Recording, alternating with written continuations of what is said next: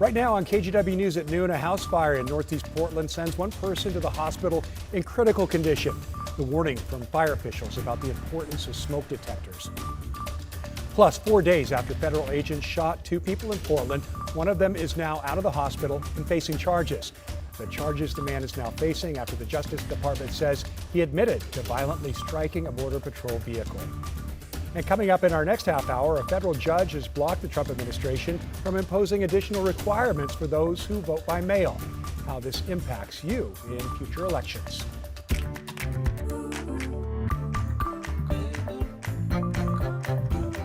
And thank you for joining us here on KGW News at noon. I'm Tim Gordon. Our top story this afternoon. We now know this morning's house fire in northeast Portland is believed to have been caused by an extension cord on an auxiliary space heater. Portland Fire and Rescue says the fire, which happened around 7 this morning in the Piedmont neighborhood, sent a woman to the hospital in critical condition. Thomas Schultz was at the scene this morning and brings us the latest. Hey, it's just after 8:30 here Monday morning on Northeast Garfield, and you can see fire investigators are on scene of this house fire here. You can see in the front yard they're actually pulling out debris from the home that was smoldering. So a spokesperson with Portland Fire and Rescue tells us that when they arrived on scene, they found smoke billowing out of the home. A person was found upstairs and taken to the hospital. It's not known what their condition is right now, but unfortunately, Rick Graves, a spokesperson with Portland Fire and Rescue, tells us that the person may die, so it doesn't seem like things are looking good. Portland Fire and Rescue, once they arrived on scene, say that they didn't see any smoke detectors working in the home, which can be a really big problem. Smoke detectors save lives. It's critical that you check your smoke detectors, place them, make sure they're appropriately working such that you are notified of any sort of increased smoke in the house.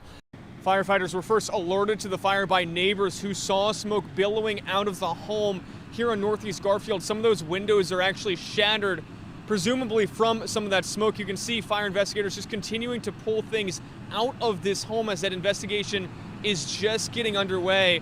As of right now, we don't know the name or the age of the person who is in the hospital or their condition at this point in time. That is all information that we will continue to update you with once we have it. In Northeast Portland, Thomas Schultz, KGW News. All right, let's get a check on our weather for a Monday afternoon now. And Rod Hill's up on the roof, on the deck. Rod? Yeah, hey, Tim, it's really nice outside. Warm enough that the sun is bringing, well, warmth. We're up here on the deck, brought to you by Rick's Custom Fencing and Decking. Depending on where you are standing, it's either mostly sunny or partly cloudy right now around the area, and just a very light wind up here. This forecast for this entire week is dry. And I want to start off by going up to the mountain.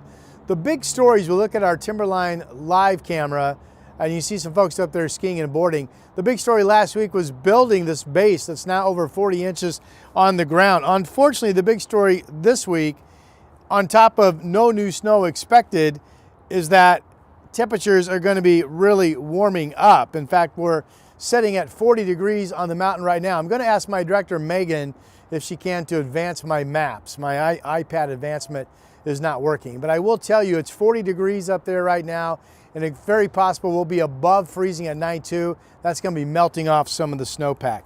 45 is the temperature. There you can see it. We're thinking we could get up to 50 degrees. There's Salem live for you. 48 is the temperature. Obviously going to be warming into the 50s there. And here is downtown Portland right now at 51 degrees already, and we're likely to add another 2-3 degrees through the afternoon. This is the final graphic I have just to show you the march of temperatures up into the mid 50s perhaps at 3 o'clock, still 45, and all dry and partly cloudy for you this evening. We'll get into the 7-day numbers coming up when I come back indoors. Tim, it really is very, very pleasant outside on the weather deck, sir. Looking good up there, Rod. We'll see you soon. Thanks. And continuing our coverage now of last week's shooting of two people federal agents say were living in the country illegally. We now know one of the two is out of the hospital and facing federal charges. Portland FBI arrested Luis Nino Moncada yesterday afternoon. He was booked into the Multnomah County Jail. The Justice Department says Nino Moncada is now charged with aggravated assault of a federal officer with a deadly or dangerous weapon. They say he admitted to intentionally ramming an unoccupied Border Patrol vehicle while trying to flee. and that he knew it was an immigration enforcement vehicle.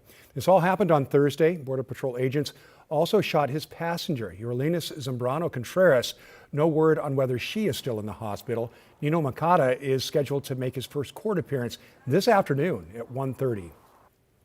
In the wake of the shooting, state Republicans say they're alarmed by the rhetoric they've seen from elected leaders. They held a press conference this weekend to share their thoughts on the incident. Jake Holter has a story from Salem. The overarching message from some state Republicans today is that they want to see the temperature turned down when it comes to federal law enforcement and say that Democratic leadership is doing more harm than good with their reactions. It is deeply irresponsible for elected officials to politicize an active investigation. House Minority Leader Lucetta Elmer, joined by a handful of her colleagues, delivered a Republican response to the Border Patrol shooting in Portland last week. What Oregonians saw over the last 72 hours was not restraint. They saw immediate conclusions, inflammatory rhetoric, and public statements made before all the facts were known. Senate Minority Leader Bruce Starr says this wasn't a random interaction. According to federal authorities, the incident involved a targeted law enforcement operation focused on individuals connected to a violent transnational criminal organization. This unlike the situation in Minneapolis, but the timing made for enhanced emotions. On Saturday, Democratic Congresswoman Maxine Dexter said she wanted to take action against DHS, including by drafting articles of impeachment against Secretary Kristi Noem. We also are trying to form a coalition of congressional members who are willing to withhold appropriations for the Department of Homeland Security. State Representative Alex Scarlato says rhetoric like this makes things worse. The temperature might have been significantly higher because of what happened in Minneapolis, but these are elected leaders statewide.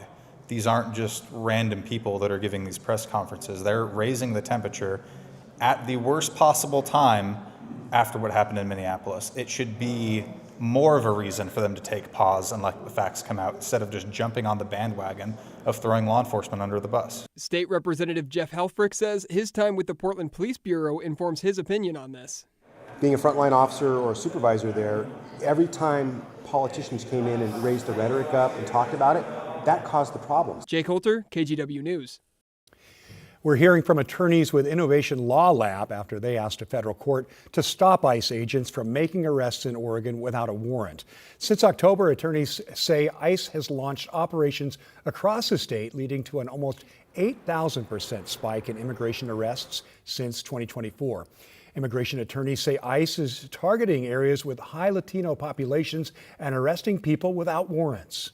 The law requires ICE to have probable cause before detaining someone and taking away their liberty. And in the context of the statute, that also requires a warrant. That's an appropriate check on the power that they're exercising to take people's liberty. And we're seeing this really rampantly, especially with the increased enforcement activity since October.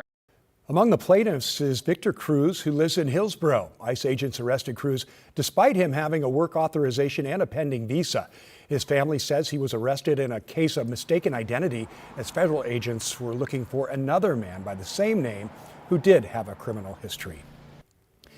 In Salem, several groups came together to help those who have been affected by the Trump administration's immigration crackdown. On Sunday, the Unitarian Universalist congregation hosted a benefit concert and silent auction. Organizers tell us several people have reached out wanting to financially support families who may have had a loved one detained or deported recently, as well as businesses who have lost income because they say their customers are staying away out of fear.